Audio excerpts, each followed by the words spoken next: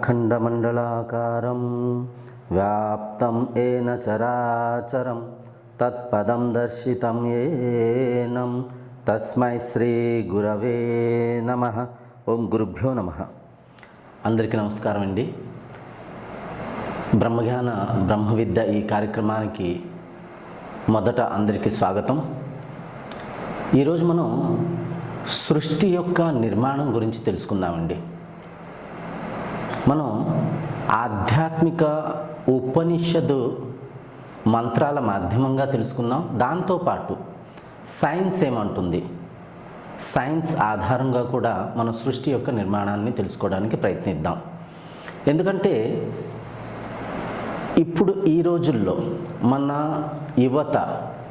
యువ పీఢి వాళ్ళు వేదాలని, భగవద్గీతని, ఉపనిషత్తులని చదవట్లేదన్నమాట. వాళ్ళు ఆధ్యాత్మికతని ఆచరించట్లేదు. మోడ్రన్ వేలో వాళ్ళు సైన్సే సర్వం అనుకుంటున్నారు. ఈరోజు మన సైన్స్ ఏ వస్తు పదార్థాలని, సృష్టి యొక్క నిర్మాణాన్ని ఆవిష్కరించి మనల్ని ఇప్పుడు ఏదైతే చెబుతుందో ఈ విషయాలని కొన్ని లక్షల సంవత్సరాల క్రితం మన ఋషులు ఆల్రెడీ మన వేదాలలో రాసున్నారు, మనకి బోధించారు, నేర్పించడానికి ప్రయత్నించారు. మనం వేదాలని చదవక మనం ఆ ఉపనిషత్ రహస్యమైనటువంటి ఆ జ్ఞానాన్ని గ్రహించలేక మనం సైన్సే సర్వం అనుకుంటున్నాం. మన గ్రంథాలని కొంచెం చులకనగా చూస్తున్నాం అన్నమాట. సో మనం ఈరోజు గ్రాంధికంగా సైన్స్ ద్వారా కూడా మనం నేర్చుకోవడానికి ప్రయత్నిద్దాం. సృష్టి ఎలా నిర్మాణమైంది. ఇప్పుడు వచ్చేసి ఒక ప్రశ్న మన మనసులో మెదలడం సహజమండి. సృష్టి అంటే ఇప్పుడు మనం ఇప్పుడు ఉన్నాం అన్నమాట. మనం ఫర్ ఎగ్జాంపుల్ నా డేట్ ఆఫ్ బర్త్ నేను చెప్తే నా వయసు ఇప్పుడు 45 సంవత్సరాలు అనుకోండి. నేను పుట్టి 45 సంవత్సరాలు అయింది. మీ వయసు మీకు తెలుసు. మన వయసు వచ్చేసి గట్టిగా 100 సంవత్సరాల లోపు ఉంది. కానీ సృష్టి నిర్మాణం అయ్యి కొన్ని లక్షల, కొన్ని కోట్ల సంవత్సరాలు అయింది కదా. మరి అప్పటి ఆ నిర్మాణం గురించి ఈ రోజులో ఇప్పుడు ఈ మానవుడు ఎలా తెలుసుకున్నాడు? ఈ ప్రశ్న మనసులో మెదలడం సహజమండి. దీని జవాబుగా మీరు ఈ విధంగా తెలుసుకోవచ్చు. సైన్స్ ఎలా ఆవిష్కారం చేస్తుంది? ఇప్పుడు సైన్స్ వచ్చేసి మనకి చెప్తుందన్నమాట.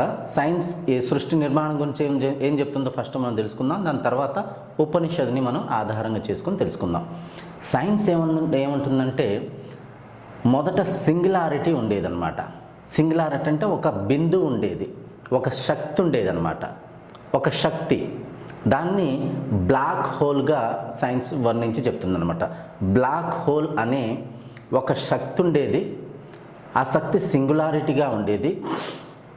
ఆ శక్తి లోపల క్వాంటమ్ ఫీల్డ్ ఉండేదన్నమాట. ఆ శక్తి తప్ప ఈ సృష్టి ఉండేది కాదు, గురుత్వాకర్షణ శక్తి ఉండేది కాదు, ఏమీ లేదన్నమాట. కేవలం ఒక శక్తి ఉండేది. దేన్నైతే బ్లాక్ హోల్ అంటున్నారు. బ్లాక్ హోల్ లోపల నుంచి ఒక పెద్ద విస్ఫోటన జరుగుతుందన్నమాట. ఒక బ్లాస్ట్ అవుతుంది. ఆ బ్లాస్ట్ మాధ్యమంగా బిగ్ బ్యాంగ్ నిర్మాణం అవుతుందన్నమాట. బిగ్ బ్యాంగ్ థియరీలోకి వచ్చేసాం. బ్లాక్ హోల్ నుంచి మనం బిగ్ బ్యాంగ్కి వచ్చేసాం. బిగ్ బ్యాంగ్ అంటే ఒక పెద్ద విస్ఫోటన అవుతుందన్నమాట. అంటే ఒక బ్లాస్ట్ అవుతుంది. ఆ బ్లాస్ట్ మాధ్యమంగా ఎనర్జీ బయటకు వచ్చేసి ఆ బ్లాక్ హోల్ నుంచి అది వ్యాపిస్తుందన్నమాట. ఆ ఎనర్జీ చల్లపడ్డాక ఆ ఎనర్జీ నుంచి క్వాంటమ్ ఫీల్డ్ నిర్మాణం అవుతుందన్నమాట. అంటే ఆ ఎనర్జీ నుండి హిగ్స్ బోజియం అనే ఒక శక్తి నిర్మాణం అవుతుంది. హిగ్స్ బోజియం థియరీ చూడండి. ఫస్ట్ బ్లాక్ హోల్ థియరీ, తర్వాత ఎనర్జీ బ్లాస్ట్ అవ్వడం. ఎనర్జీ బ్లాస్ట్ అయిందంటే బిగ్ బ్యాంగ్ థియరీ.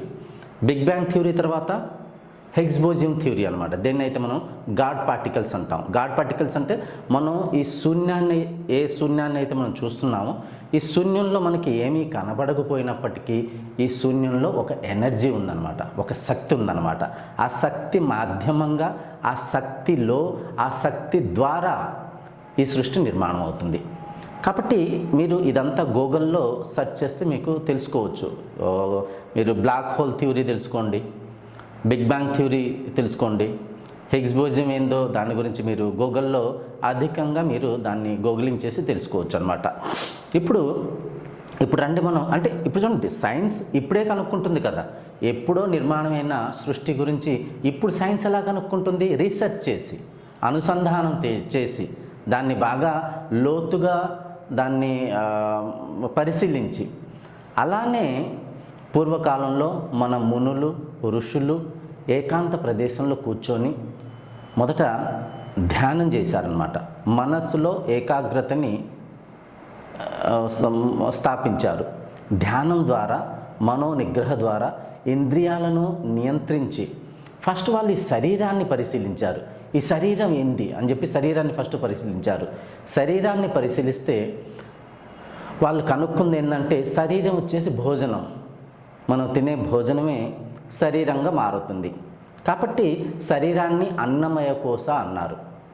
సరే, శరీరం అన్నమయ కోశ, ఈ శరీరం ఎలా నిర్మాణమైంది, దేని ఆధారంగా పరిచాలన అవుతుందని చెప్పేసి పరీక్షిస్తే వాళ్ళు కనుక్కున్నారు, శరీరం యొక్క ఆధారం ప్రాణశక్తి, దాన్ని ప్రాణమయ కోశ అన్నారు.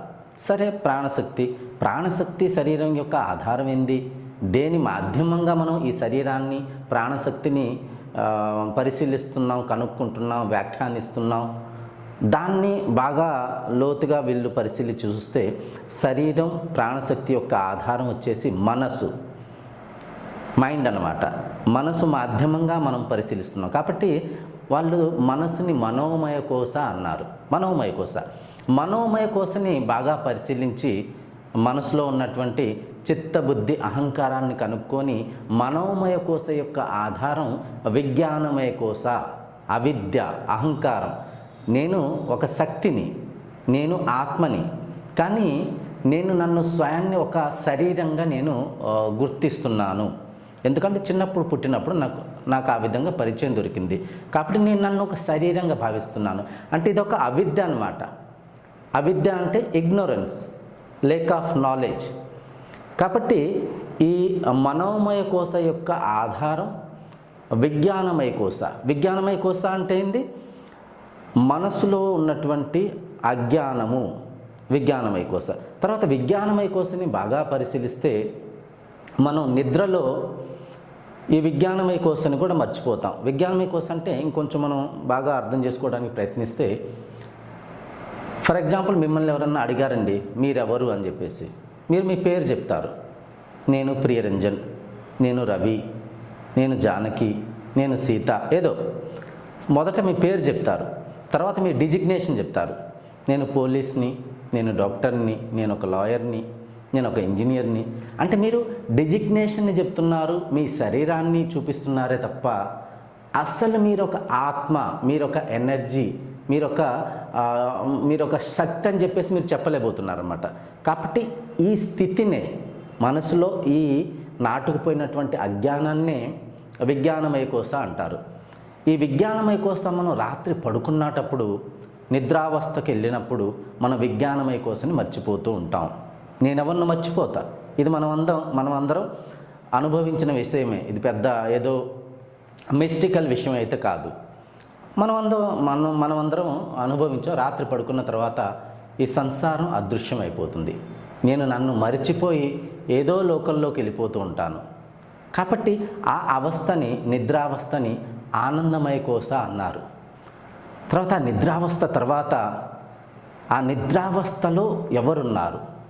నేను నన్ను మరిచిపోయినప్పటికీ నేనున్నాను, నేను లేను అనలేను, నేనున్నాను. సరే, నేను ఏ అవస్థలో ఉన్నాను, ఎలా ఉన్నాను? ఆ అవస్థని ఆత్మ అవస్థ అంటారు. ఆ అవస్థనే బ్రహ్మావస్థ అంటారు.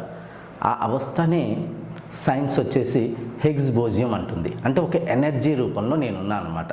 నేనున్నాను, కానీ నాతో పాటు మనసు లేదన్నమాట. మైండ్ లేదు, మనస్సు విశ్రామ స్థితిలో ఉంది, మైండ్ ఫంక్షనింగ్ స్టేట్లో లేదన్నమాట. కాబట్టి ఈ విధంగా ఋషులు తమను తాము పరిశీలించి, ఈ ప్రపంచాన్ని పరిశీలించి వాళ్ళు కనుక్కున్నది ఏంటంటే, శరీరం అన్నం. ఈ శరీరంలో, ఈ దేహంలోకి అన్నం ఎక్కడి నుంచి వస్తుంది? ఆహారం ఎక్కడి నుంచి వస్తుంది? సృష్టి నుంచి వస్తుంది. సృష్టి అంటే పళ్ళు, ధాన్యము, తర్వాత ఏదైనా మనం తినే ప్రతి తిండి ఈ ప్రకృతి నుంచే వస్తుంది కదండి. అంటే ప్రకృతి ఆహారం రూపంలో ఈ శరీరాన్ని నిర్మిస్తుంది, ఈ శరీరంలో ఉంది, ఈ శరీరమే ఈ అన్నమయ కోశాయే. అంటే ప్రకృతి ఈ శరీరం ఒక్కటన్నమాట. తర్వాత ఈ శరీరాన్ని బాగా లోతుగా వాళ్ళు పరిశీలించి చూస్తే ఈ శరీరంలో 5 తత్వాలని వాళ్ళు ఆవిష్కరించారు. మొదటిది వచ్చేసి ఆకాశం. ఆకాశం అంటే మన లోపల స్పేస్ ఉందన్నమాట, ఖాళీ స్థలం. నోట్లో ఉంది, పొట్టలో ఉంది, మన చెవుల్లో ఉంది, ముక్కులో ఉంది, శూన్యస్థలం అన్నమాట. ఆకాశతత్వం ఈ శరీరంలో ఉంది. తర్వాత వాయువు, ప్రాణవాయువు. మనం నిశ్వాస ప్రశ్వాస క్రియ చేస్తూ ఉంటాం, గాలి లోపలికి వెళ్తుంది, బయటకు వస్తుంది. ఈ వాయువు కూడా ఈ శరీరం లోపల ఉందన్నమాట. తర్వాత అగ్ని, కడుపులో జఠరాగ్ని ఉందండి.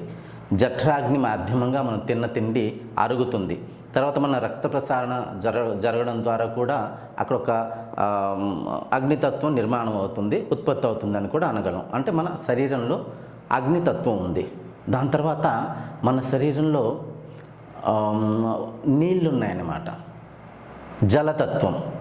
మన శరీరాన్ని మనం పరిశీలిస్తే 70% of the body made with water. 70% మన శరీరంలో నీళ్ళు ఉన్నాయన్నమాట. కాబట్టి జలతత్వం ఉంది. తర్వాత శరీరాన్ని బాగా పరిశీలిస్తే దీంట్లో పృథ్వీతత్వం ఉంది, మట్టి తత్వం ఉంది. అంటే మనం తినే ఆహారం మట్టే కదండి, మట్టి నుంచి పుట్టినటువంటి ఎనర్జీ ఒక ఆకారమే కదండి. కాబట్టి మన శరీరంలో పృథ్వీతత్వం ఉంది. అంటే 5 పదార్థాలు ఉన్నాయి: ఆకాశం, వాయు, తర్వాత అగ్ని, జలము, తర్వాత మట్టి తత్వము, పృథ్వీ. అంటే ఈ 5 తత్వాలు మన శరీరంలో ఉన్నాయి. దాన్ని బాగా గమనించారు. దాన్ని గమనించిన తర్వాత ఈ 5 పదార్థాలు ఎక్కడి నుంచి పుట్టాయి, ఈ 5 పదార్థాల యొక్క ఆధారం ఏమిటి అని చెప్పి పరిశీలించారు. తర్వాత వాళ్ళు కనుక్కున్నారు, ఈ 5 పదార్థాల యొక్క ఆధారం వచ్చేసి ఒక శక్తి. ఆ శక్తిని ఆత్మ, బ్రహ్మ, కాన్షియస్నెస్, దేవుడు, పలు రకాల పేర్లు మనం పెట్టాం. ఆ శక్తే ఈ సృష్టి యొక్క ఆధారం. ఎలానైతే సైన్స్లో big bang theory, black hole theory, Higgs boson, ఇదంతా సైన్స్ ఏ విధంగా అయితే వెల్లడిస్తుందో, వ్యాఖ్యానిస్తుందో, అలానే మన ఋషులు, మన మునులు వాళ్ళు సైన్స్ కంటే తీవ్ర వేగంగా, సైన్స్ కంటే చాలా సునాయాసంగా సొంత శరీరాన్ని, సొంత ప్రపంచాన్ని ఇంద్రియాల మాధ్యమంగా పరిశీలించి వాళ్ళు కనుక్కున్నది ఏంటంటే ఈ ప్రకృతి ఒక శక్తి నుంచి నిర్మాణమైంది. రండి మనం దాని యొక్క ప్రమాణ స్వరూపంగా తైత్తరీయ ఉపనిషత్తు వచ్చేసి కృష్ణ యజుర్వేదం నుంచి మనం తీసుకున్నటువంటి ఉపనిషత్. ఆ ఉపనిషత్తులోని బ్రహ్మానందవల్లి మాధ్యమంగా మనం ఒక మంత్రాన్ని చదువుదాం. ఈ మంత్రం వచ్చేసి ప్రమాణం అన్నమాట. మన ఈ చర్చకి ఇది ఒక ప్రమాణం. ఈ మంత్రం ఆధారంగా మనం తెలుసుకుందాం ఈ సృష్టి ఎలా నిర్మాణమైంది. మొదటి మంత్రాన్ని వినండి.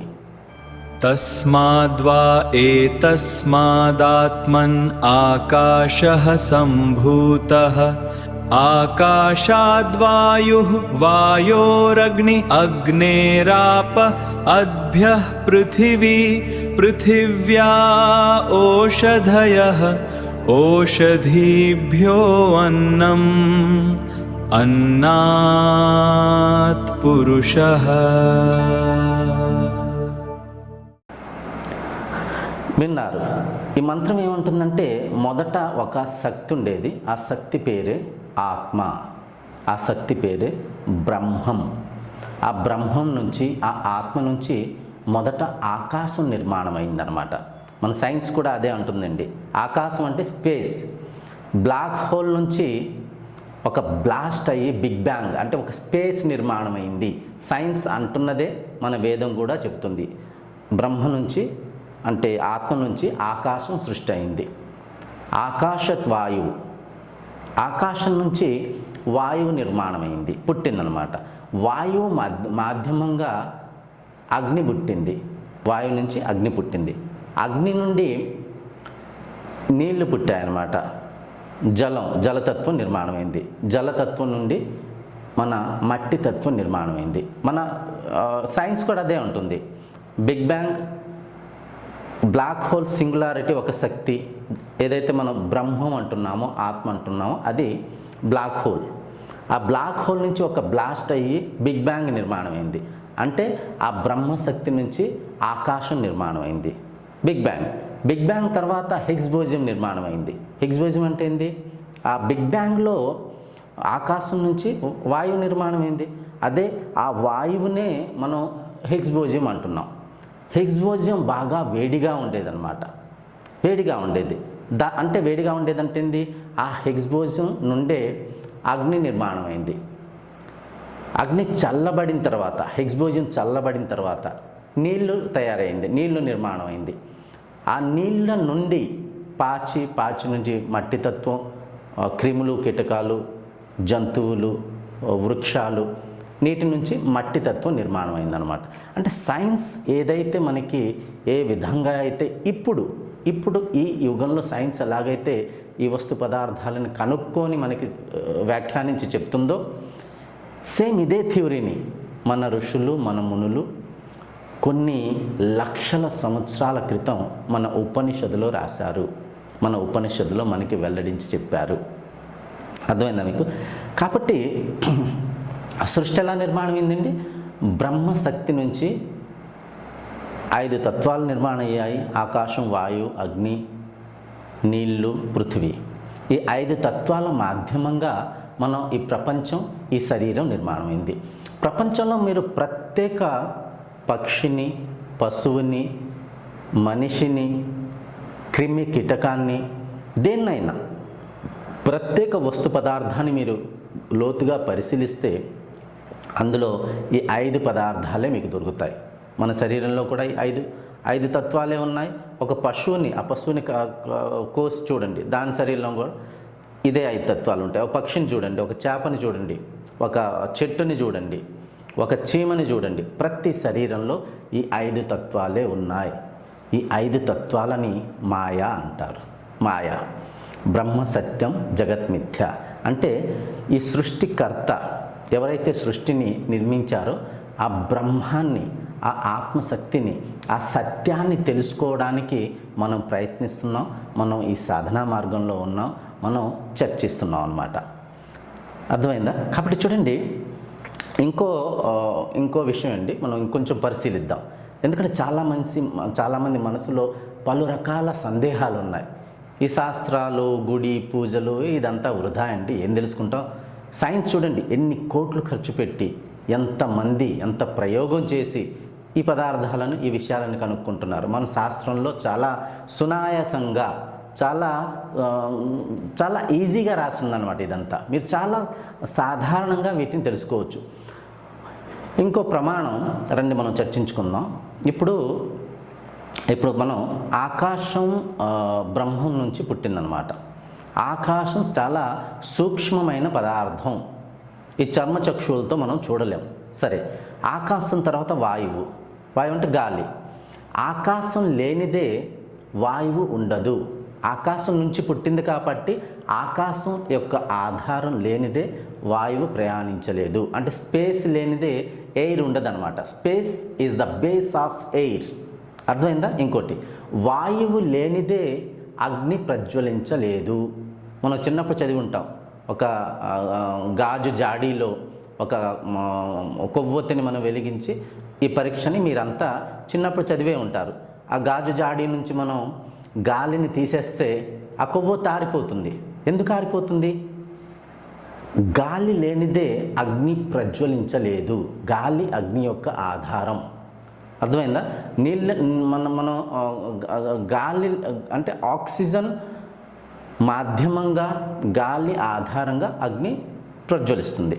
తర్వాత ఇంకో విషయం, అగ్ని నుంచి మన జలతత్వం నిర్మాణమైంది. అంటే నీళ్లు పుట్టిందన్నమాట. నీటి యొక్క మన సైంటిఫిక్ నేమ్ ఏంది? H2O. అంటే 2 హైడ్రోజన్ కణాలు ఉన్నాయి, ఒక ఆక్సిజన్ కణం ఉందన్నమాట. హైడ్రోజన్ కణాలు అంటే ఏంది? అగ్నితత్వం. అర్థమైందా? ఆక్సిజన్ కణం అంటే ఏంది? వాయుతత్వం. అంటే వాయువు, అగ్ని కలిసి నీళ్ళగా మారాయి అన్నమాట. అర్థమవుతుందా? తర్వాత నీటి మాధ్యమంగా ఈ పృథివీ, ఈ భూమండలం ఉత్పత్తి అయింది. ఎందుకంటే నీళ్లు లేనిదే ఒక మొక్క మొలవదు, ఒక చెట్టు బ్రతకలేదు, ఒక మనిషి బ్రతకలేడు. నీళ్ళు ఆధారం అన్నమాట. మనిషి బ్రతకడానికి మొట్టమొదట గాలి తర్వాత నీళ్ళు అవసరం అన్నమాట. కాబట్టి నీటి మాధ్యమంగా ఈ పృథివీ నిర్మాణమైంది, మన ఈ భూమి నిర్మాణమైంది. కాబట్టి నీళ్లు లేనిదే ఏ జీవి బ్రతకలేదు. బ్రతకడానికి అత్యంత అవసరమైనటువంటి పదార్థం వచ్చేసి నీళ్ళు అన్నమాట. కాబట్టి దీని ద్వారా మనం ఏం తెలుసుకున్నాం? ఇదంతా ప్రమాణం అన్నమాట. ఇదంతా ప్రమాణం. కాబట్టి సృష్టి నిర్మాణం ఎలాగైంది? ఆ బ్రహ్మతత్వం మాధ్యమంగా. ఇక్కడ ఒక చాలా గమనించవలసినటువంటి ఒక పదార్థం, ఒక విషయం ఉందండి. ఈ విషయాన్ని మీరు బాగా ఆకలించుకోవాలి.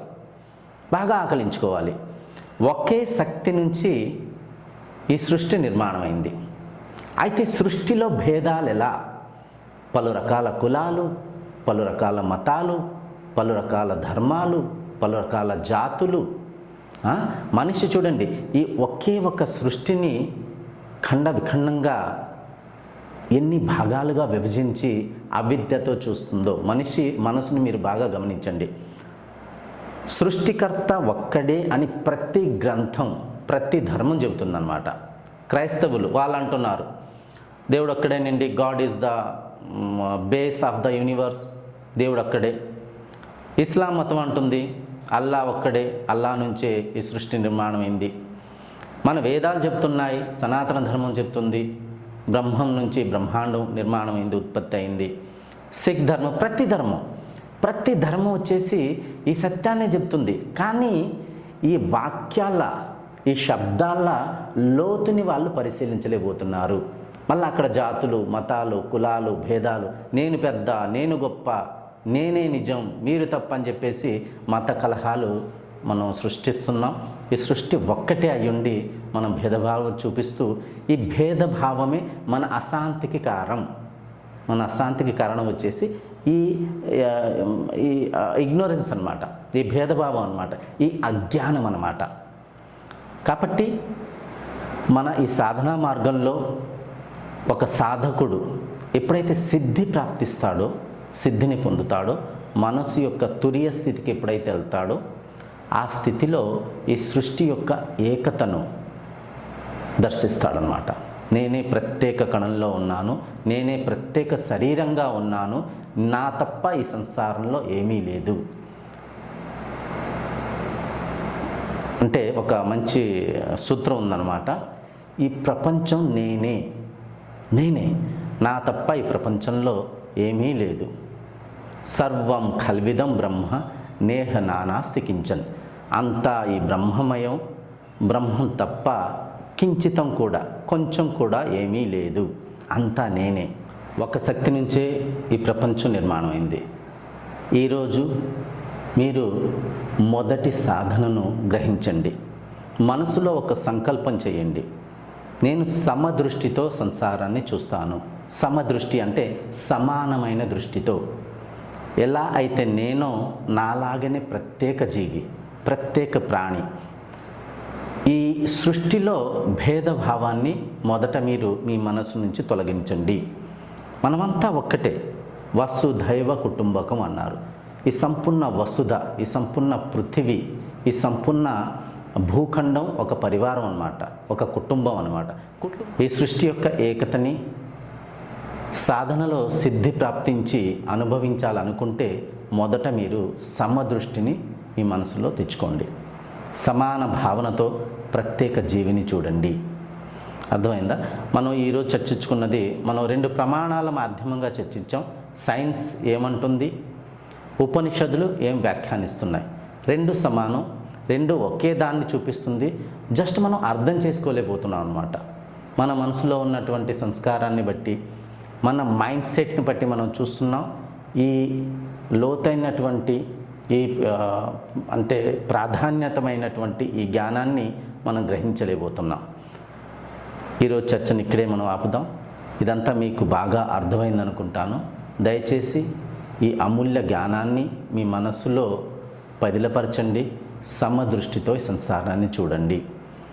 కుల, మత, జాతి, వర్ణ, లింగ భేదాలను మనసు నుంచి తుడిపేసి సమదృష్టితో నేనే ప్రత్యేక శరీరంలో ఉన్నాను, నేనే ఒక చీమని, నేనే ఒక ఏనుగుని, నేనే ప్రతి మతాన్ని, ప్రతి జాతిని, ప్రతి శరీరాన్ని నేనే ఒక చేపని, నేనే ఒక కోడిని, నేనే ఒక మేకని.